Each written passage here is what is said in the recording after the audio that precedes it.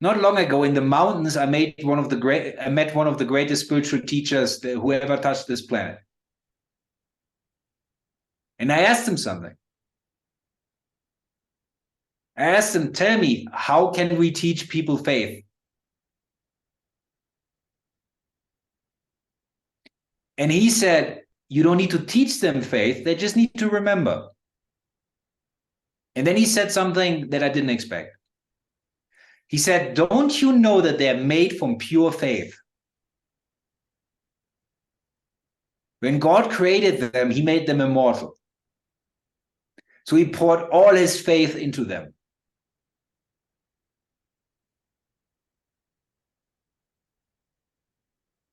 With that understanding, how can you play a game of littleness?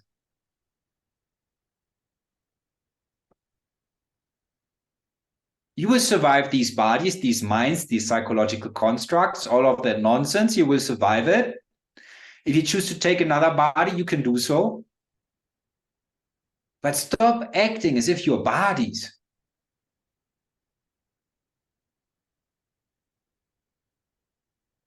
The bodies that we're now experiencing, they are an ancient mistake. They were created because we went against the grain. And in this case, we went against the higher will. We were seeking separation from God, so we made our bodies so dense that we stopped hearing his voice in our hearts.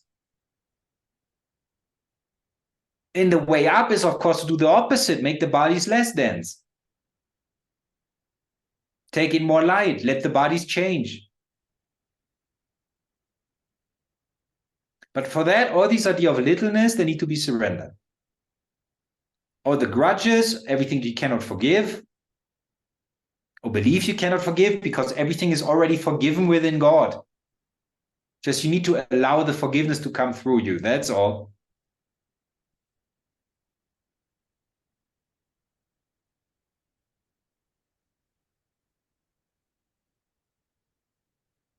Some of you are scared of the beauty of God. When you hear his voice in your mind, as if you hear your own thoughts. It's unbearable. Because you suddenly become aware of how foolish everything is and how beautiful the truth is.